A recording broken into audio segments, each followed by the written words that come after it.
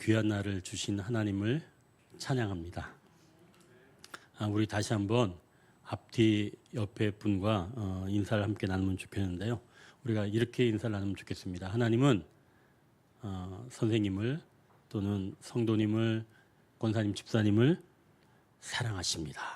이렇게 우리가 인사 한번 나누겠습니다. 하나님은 권사님을 사랑하십니다. 성도님을 사랑하십니다. 우리 유튜브로도 함께 예배를 나누고 있는 우리 성도들도 스스로에게 또 인사를 나누면 좋겠습니다. 이 말씀을 믿으시죠? 네. 저도 이 말씀을 정말 잘 믿습니다. 또 믿어야 되겠더라고요. 얼마나 감사한지요. 제가 잠깐 이제 저희 어머니 이야기를 잠깐만 말씀을 드리자면 지난 주일이었죠. 지난 주일 이제 예배가 끝나고 제가 집에 갔는데 그때 아이들이 할머니의 그 상황을 보더니 빨리 병원으로 모시고 가야 되겠어요. 이제 이렇게 이야기를 하고 그래 그럼 모시고 가자. 그래서 이제 원래 다니던 동국대학교 병원 거기는 이제 불교 재단에서 운영하는 그런 병원이잖아요. 어머니가 예전부터 다녔던 병원이라 진료 기록이 거기 있으니까 이제 그리로 갔죠. 가는데 그 응급실 담당 의사가 우리 보고 요양원에서 모시고 왔냐고 그러더라고요. 그래서 아니 나 집에서 왔다. 근데 왜 이제야 모시고 왔냐고 그렇게 얘기를 하는 거예요. 지금 이 환자의 상태는 지금 사망 직전이다. 이렇게 얘기를 하시는 거예요. 지금 다른 건 다 이제 완전히 그런데 이 혈압만 떨어지면 이분은 곧 돌아가신다. 아마 응급실에 왔지만 중환자실에도 올라가기 어려울 수 있다. 이제 이렇게 이야기를 했어요. 그 이야기를 듣고 제 아내나 또 제 아이들 또 저도 그렇고 너무나 큰 충격이었습니다.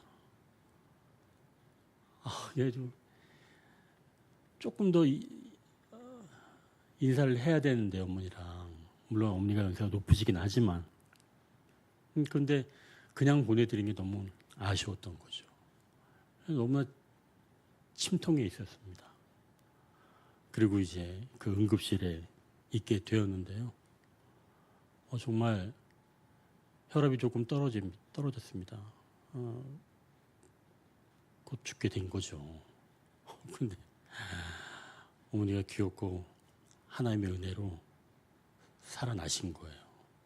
그래서 중환자실에 올라가게 되었고 중환자실에서 회복해서 지금 금요일에 일반 병실로 옮겼습니다. 이게 완전히 기적이에요. 그 기적은 우리 성도님들에게 제가 기도를 부탁드렸었죠. 우리 성도님들의 기도와 하나님의 도우심으로 우리 어머니에게 다시 새로운 인생을 살게 하신 줄 믿습니다. 성도님들이 한 마음으로 기도해 주신 결과입니다. 이제 또 여기서 다음 주나 아마 나오실 텐데 그때 또 우리가 기쁘게 또 맞이하면 좋겠습니다. 그래서 우리는 살면서 나에게 다가오는 어떤 상황 그리고 내가 그 상황에 어떻게 반응하는가 이게 곧 나의 신앙인 겁니다. 상황에 대한 나의 반응 그러한 모습을 통해서 우리가 각 사람의 신앙적인 모습을 엿볼 수가 있다는 거죠. 그러니까 신앙은 상황에 대한 반응이 곧 나의 신앙의 모습이다 라고 하는 겁니다. 오늘 본문에서는 복음을 듣고 반응하는 세 부류의 사람들의 이야기입니다. 그러니 각자의 상황을 어떻게 받아들인지 그 모습을 통해서 그 사람들의 불신앙적인 모습 그리고 인간적인 모습 그리고 신앙적인 모습을 엿볼 수가 있습니다. 이렇게 보는 것은 그 사람이 불신앙적인 모습이다, 또 세속적인 사람이다, 신앙인이다, 이렇게 구분하기 위해서 우리가 이것을 이렇게 나누는 게 아닙니다.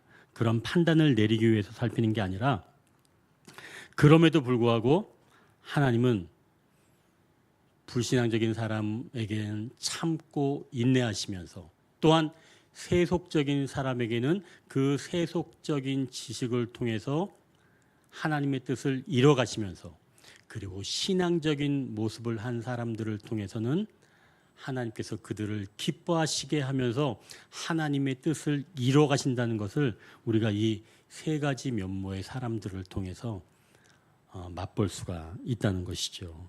그러니 이 모든 사람들을 긍휼히 여기시는 하나님의 모습을 오늘 본문을 통해서 우리가 살피기를 원합니다. 자, 이제 하나님의 이러한 마음을 기억하시고 우리가 첫 번째 단락을 나누겠습니다. 공회원, 복음이 거슬리는 사람들이 있다. 이제 우리가 33절을 같이 한번 읽겠습니다. 그들이 듣고 크게 노하여, 아멘. 그래서 33절에서 지금 그들이 듣고 크게 노하였다라고 말씀하는데요. 여기서 말하는 그들이란 앞에서 보면 사내들인 공회원을 말하는 겁니다.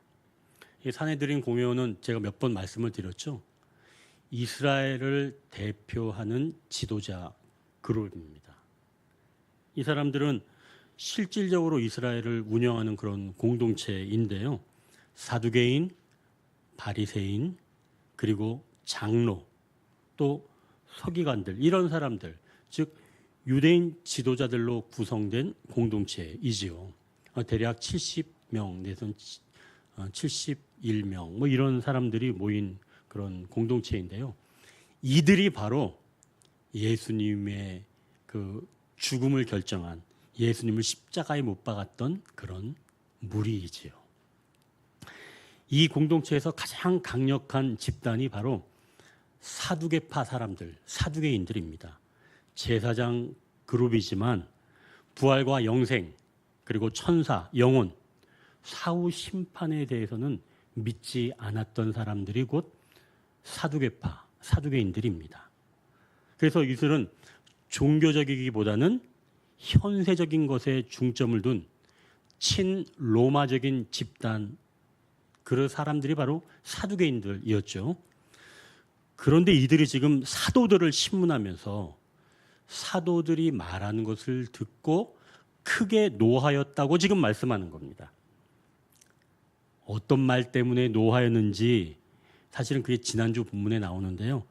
한번 30절 한번 보십시오. 사도들이 이렇게 이야기합니다. 너희가 나무에 달아 죽인 예수를 우리 조상의 하나님이 살리셨다. 지금 사도들은 공회원들을 너희라고 하고 기독교인들, 즉 예수님을 믿는 사람들을 우리라고 표현하면서 하나님을 우리 조상의 하나님이라고 말하는 겁니다. 그러니까 너희 하나님이 아니라는 거예요. 그럼 공회원들은 어떻게 생각할까요? 공회원들은 하나님을 자기들의 하나님이라고 생각을 했죠. 그런데 사도들은 이제 하나님은 그들과 상관이 없는 분으로 표현하는 겁니다. 또 31절을 보니까 너희가 죽인 예수님을 하나님이 임금과 구주로 삼으셨다라고 말씀합니다. 그러니까 사도들은 하나님이 공회원들이 하나님이 아니라 자신들의 하나님이면서 하나님께서 예수님을 임금과 구주가 되게 하셨다라고 지금 이야기를 하는 거죠. 왜 그러냐면 하나님께서 이스라엘에게 회개와 죄사함을 주시려고 바로 예수님을 임금과 구주로 삼으셨다, 이렇게 말씀하는 겁니다. 그런데 공회원들, 즉 이스라엘 지도자들은 그분을 외면하니까, 예수님을 외면하니까 하나님을 외면하는 것으로 여겨서 이스라엘의 종교 지도자들과 하나님과는 아무런 관계가 없다고 말하는 겁니다. 그러니까 이 사내들인 공회원들이 오늘 본문 33절의 말씀처럼 그 말을 듣고 크게 노해서 사도들을 없이 하고자 했다라는 말씀입니다. 그러니까 여기서 없이 하고자 했다라고 하는 말씀은 공회에서 사실은 사형 판결을 내릴 수는 없어요.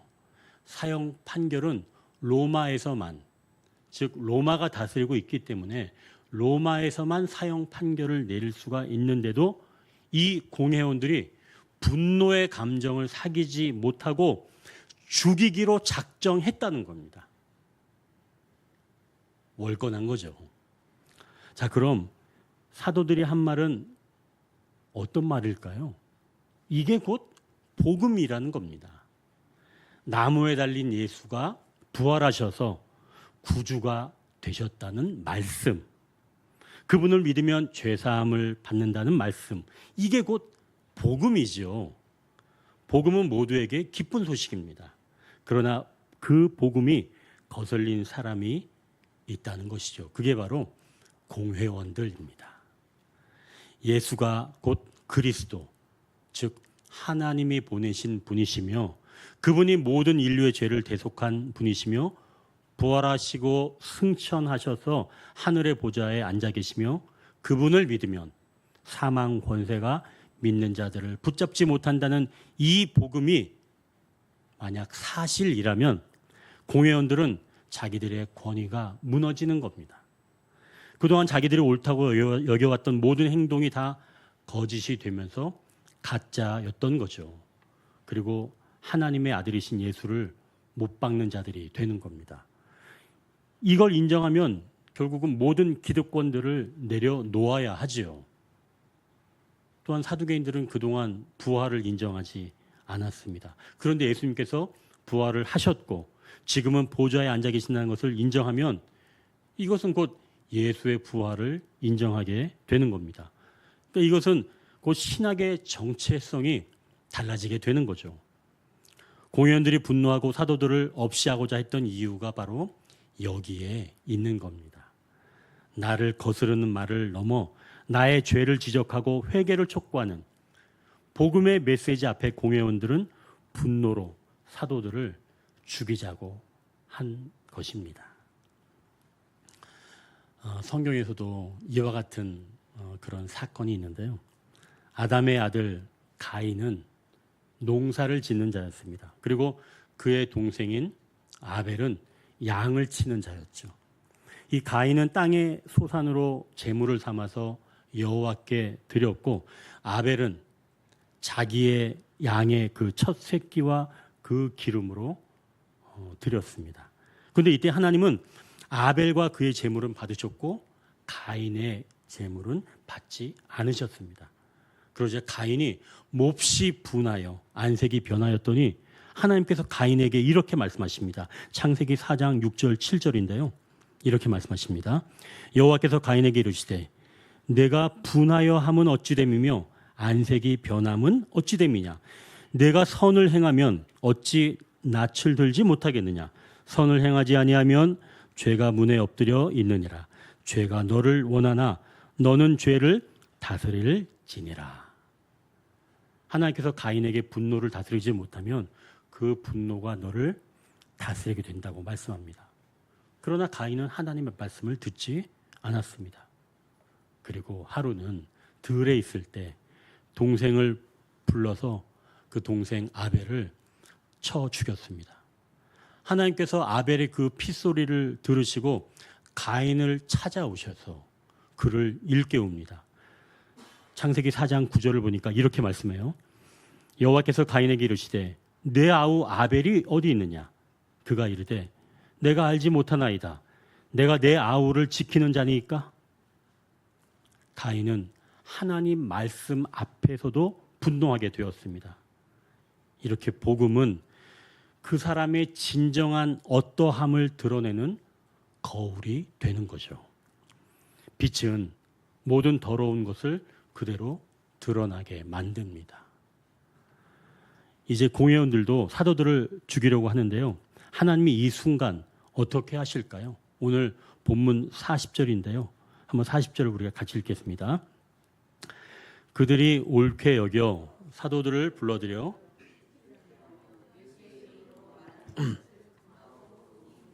아멘. 공회원들이 지금 가말리엘의 말을 듣고 그 말을 옳게 여겼다는 겁니다.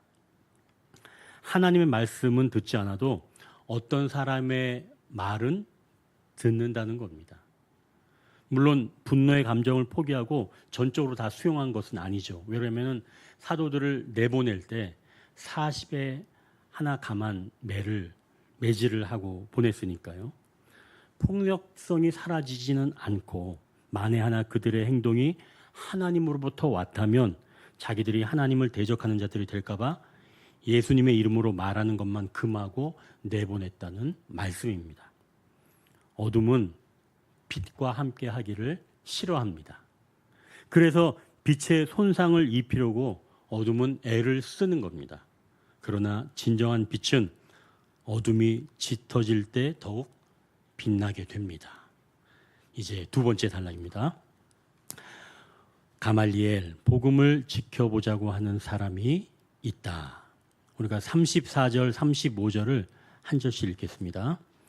바리새인 가말리엘은 율법 교사로 모든 백성에게 존경을 받는 자라. 공회 중에 일어나 명하여 사도들을 잠깐 밖에 나가게 하고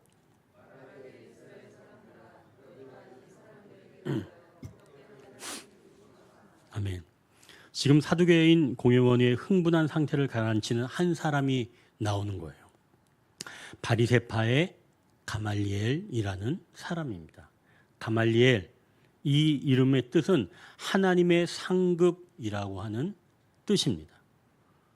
이 가말리엘은 바울의 스승이기도 하죠.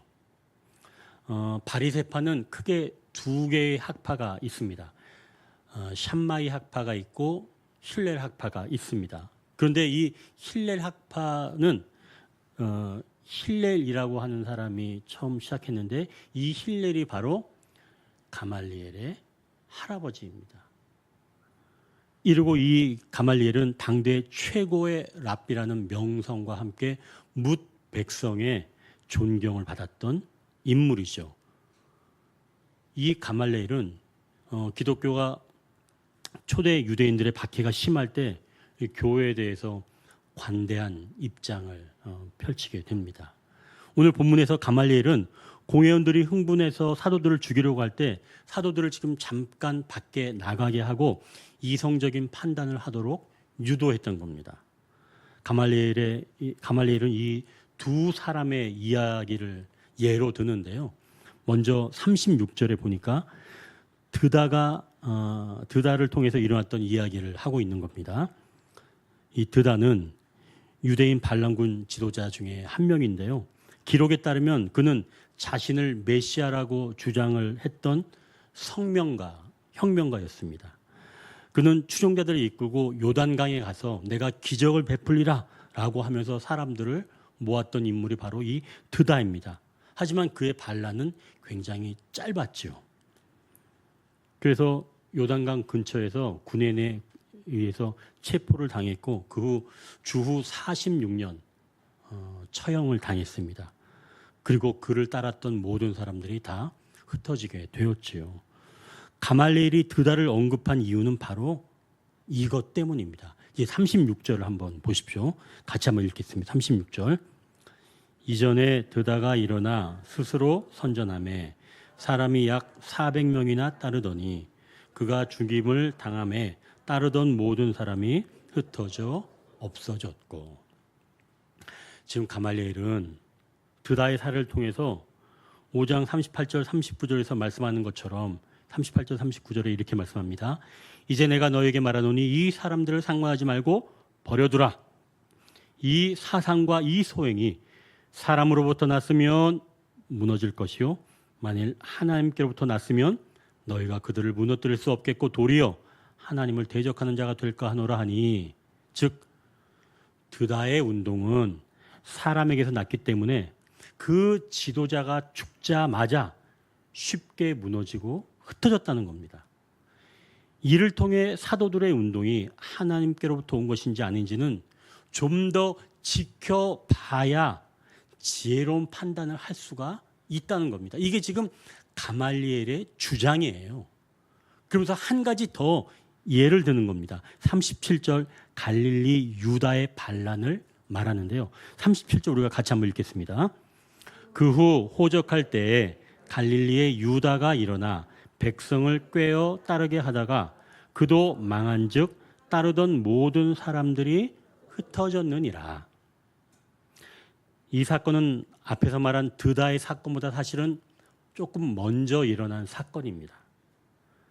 사람에게서 시작된 운동은 결국 지도자가 사라지면 와해된다는 자기의 주장을 강화시키기 위해서 이 갈릴리 유다의 사건도 가말리엘이 이야기한 겁니다. 그러니 사도들의 운동 역시 사람에게서 난 것이라면 결국 스스로 무너질 것이니까 굳이 자신들이 나서서 핍박할 필요가 없다는 논리를 편 겁니다. 굉장히 논리적이죠.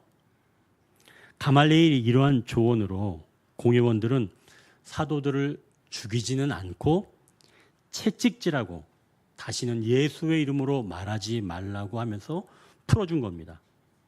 이것은 가말리엘을 통해 사도들을 살리시는 것을 보여주는 거죠.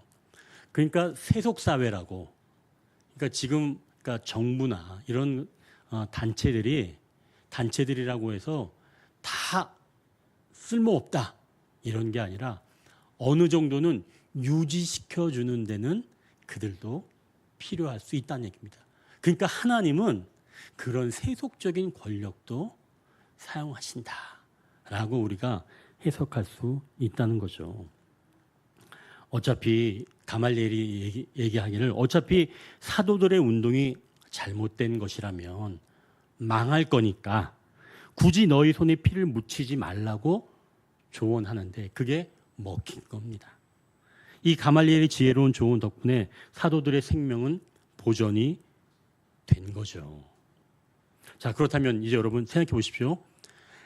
가말리엘의 주장이 온전한 복음에 대한 반응이라고 여러분 볼 수 있을까요? 그렇지 않습니다. 이 가말리엘은 일의 성패로 하나님의 뜻을 판단하려는 인간적인 한계를 보여주는 겁니다. 하나님은 때로 당신의 뜻을 이루기 위해 우리가 이해하기 어려운 방법으로 심지어 세상적으로는 망하게도 하시고 줄어들게도 하시고 사라지게도 하시는 줄 믿으시길 바랍니다. 여러분, 그러니 우리가 생각하는 나 망했어, 나 이제 끝났어 라고 하는 게 끝이 아닌 거예요. 하나님은 때로는 그 망함을 통해서도 전혀 다른 것을 만들어 가시는 줄 믿으시길 바랍니다. 그게 하나님의 일하심의 특징인 거죠. 그 한 젊은 육상 선수가 있었습니다. 그는 어린 시절부터 오직 올림픽 금메달 이 하나만을 바라보고 살았던 사람이에요. 그래서 110m 허들 종목에서 타고난 그런 운동신경 그리고 남다른 성실함으로 매일 새벽부터 밤늦게까지 트랙을 땀 흘렸던 사람입니다. 코치가 시키는 훈련의 양이 너무 많아 사람들이 다 쓰러져 가는데도 이 선수만큼은 쓰러지지 않고 그 모든 어려운 훈련들을 감당해 냈습니다. 그 사람의 연습 일지에 이렇게 기록되어 있어요. 나의 한계를 넘어서자. 오늘은 어제의 나를 이긴다. 이런 문구를 쓰면서 스스로 채찍질하며 살았던 그런 선수입니다. 모두가 그가 대한민국 육상 역사에 한 획을 그을 거라고 믿어 의심하지 않았습니다. 마침내 이제 올림픽 출전권을 따는 마지막 국가대표 선발전, 그는 최상의 컨디션을 가지고 그 결승 경기에 들어섰습니다. 그리고 달리면서 이제 그 결승전에서 달리면서 마지막 허들을 눈앞에 두고 있었는데요. 마지막 허들을 넘고 착지하는 그런 과정에서 그만 발목이 접질러지면서 부러지게 된 겁니다. 너무 심각한 부상이라 의사가 진단을 내리길 다시는 선수로서 뛸 수 없다라고 운동선수에게는 사망 선고를 내리게 되었습니다. 여러분 얼마나 실망했겠어요. 그래서 이 이준호 선수는 세상이 무너지는 듯 했습니다. 그가 평생을 바쳐 준비했던 모든 것이 한순간 망함으로 변하는 순간이 되었죠. 그 깊은 절망과 좌절 속에서 그는 몇 년 동안 방황하게 되었습니다. 왜 나에게 이런 시련이 오게 되었는가? 이렇게 내가 최선을 다했는데, 그리고 하나님께 원망하게 되었죠. 그러던 어느 날 이 선수가 우연히 봉사활동을 하게 되었어요. 어린 선수들을 지도하는 그런 자원봉사를 코치로서 이렇게 하게 되었죠. 근데 사실 뭐 의욕이 있었겠어요? 의욕은 없었죠. 그냥 자원봉사니까 그냥 코치를 하게 되었는데, 그때 코치로서 선수들을 가르치면서 자신이 겪었던 그런 부상 그리고 슬럼프에 대한 그 아픔을 가지고 그 선수들, 어린 선수들을 진심으로 이해해 주니까 저희 젊은 선수들이 마음이 활짝 열리면서 그의 단순히 기술을 전수받는 것이 아니라 선수로서 겪었던 그 처절한 경험, 그런 것들도 같이 공유하게 되면서 이 선수들이 이준호 코치를 잘 따르는 그런 일들이 일어나게 된 것이죠. 결국 이 이준호 선수는 코치가 되어서 올림픽 메달을 따는 것보다 더 많은 이들의 꿈을 돕는데 쓰임받게 됩니다. 그리고 그것을 깊이 깨닫게 되죠. 그에게는 망함처럼 보였던 선수 시절의 그 좌절이 수많은 젊은 선수들을 올림픽 무대에 세우는 값진 지팡이가 된 겁니다. 그래서 그가 이제 말합니다. 그때는 세상이 끝난 줄 알았지만 하나님은 제가 선수로서 금메달을 따는 것보다 더 많은 금메달리스트를 키워내는 길로 저를 인도하셨습니다. 저의 실패는 실패가 아니라 하나님의 더 큰 계획을 위한 완벽한 지름길이었습니다. 이준호 선수는 최선을 다했지만 세상적으로는 망한 것처럼 보입니다. 그런데 올림픽 금메달이 아니라 코치라는 예상치 못한 길로 가게 되었죠. 실패 덕분에 그는 단순히 한 명의 선수로 끝나는 것이 아니라 수많은 후배들을 일으켜 세우는 위대한 지도자가 되었습니다. 이는 하나님이 때때로 우리의 길을 이해하기 어려운 방식으로 꺾으시거나 세상적인 성공의 길을 막으시는 것처럼 보이기는 하지만 그 속에서 당신의 더 크고 선한 뜻을 이루어 가신다는 말씀입니다. 자, 그래서 복음은 관망이 아니라 결단과 반응을 요구한다는 거죠. 차든지 덮든지 선택하라고 주님이 말씀하신 것처럼 미지근한 반응은 그 자체로 위험한 선택일 수 있다는 겁니다. 가말리엘은 그 순간 인간의 생명을 지켰지만 복음이 주는 영원한 생명에 대한 반응으로는 아쉬움이 남는다는 말씀입니다. 이제 세 번째 단락입니다. 사도들, 복음에 생명적으로 반응하는 사람이 있다. 공회원처럼 분노하고 가말리엘처럼 관망하는 사이에서 사도들은 복음에 가장 강력하고 생명력 있는 반응을 보여주고 있습니다. 그들은 공회 앞에서 채찍질을 당하며 예수의 이름으로 말하는 것을 금지당했습니다. 육체적으로는 극심한 고통과 모욕을 겪었지만 41절은 놀랍게도 이렇게 기록하고 있습니다. 우리가 41절을 같이 읽겠습니다. 사도들은 그 이름을 위하여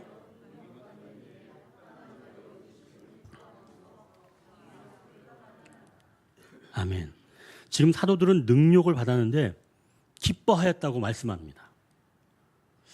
혹시 40에 하나 감한 그 채찍질을 당하였기 때문에 혹시 너무 고통이 심해서 정신이 약간 외출한 건 아닐까요? 아니, 그거 맞고 기뻐하였다니까 말이죠.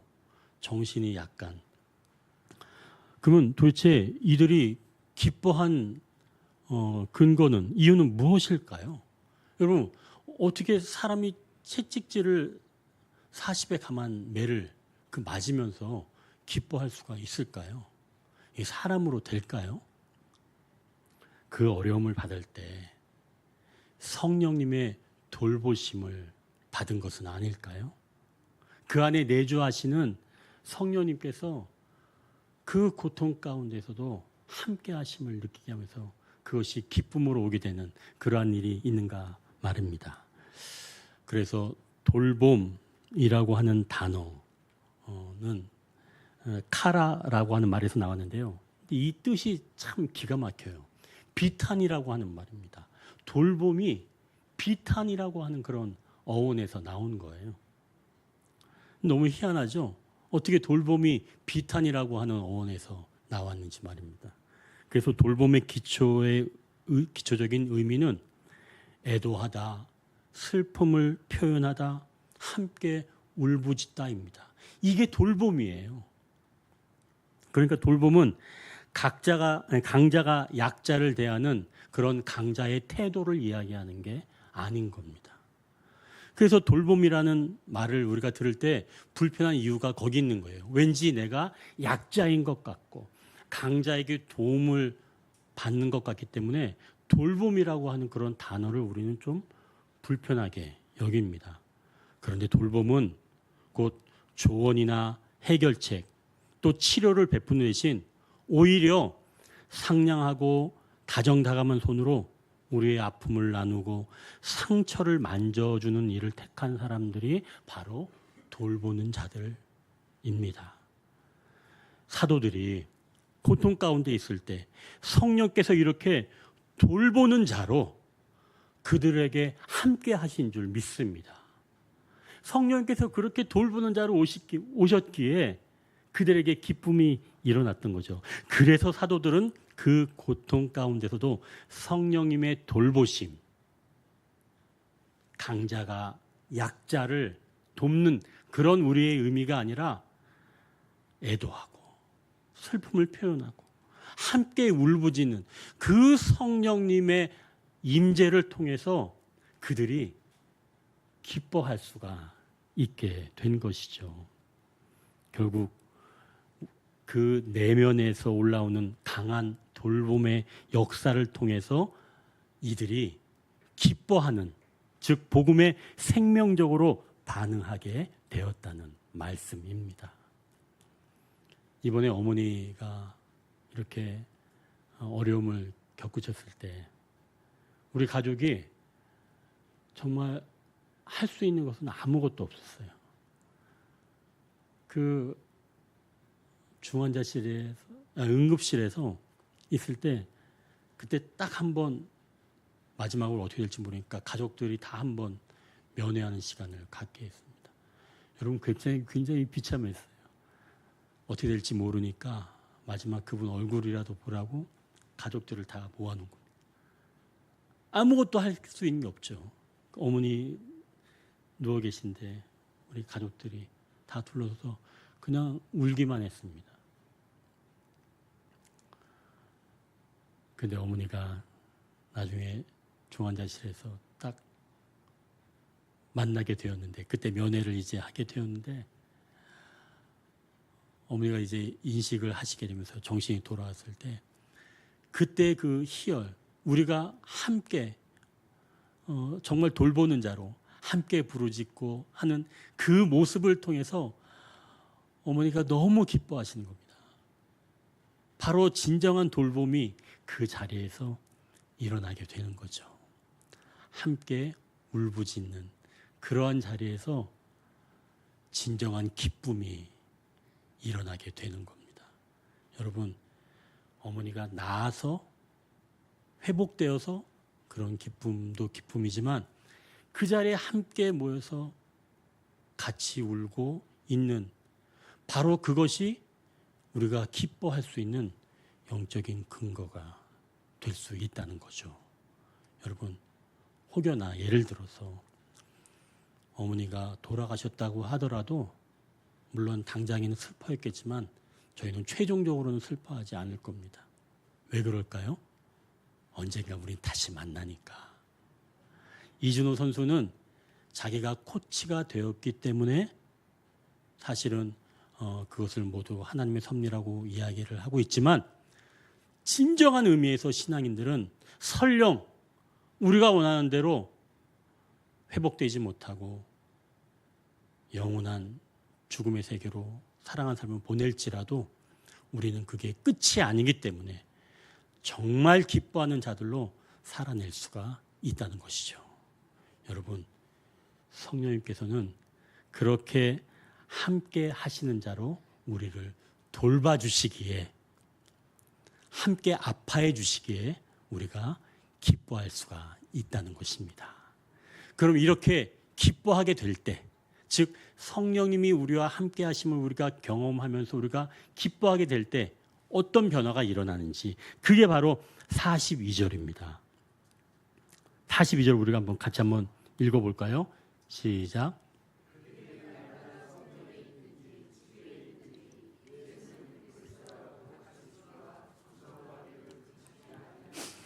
아멘. 정말 성령님께서 나와 함께 하심으로 인하여서 내 생애가 어떠한 상황에서도 기쁨으로 변화된 자가 할 수 있는 것, 또 하게 되는 것이 바로 이러한 것입니다. 내가 성전에 있든지 집에 있든지 예수는 그리스도라고 가르치고 전도하기를 그치지 아니한다라고 하는 겁니다. 여러분, 성전에 있을 때는 가르치고 집에 있을 때, 밖에 있을 때는 전도하는 겁니다. 이것을 그치지 않는다는 거예요.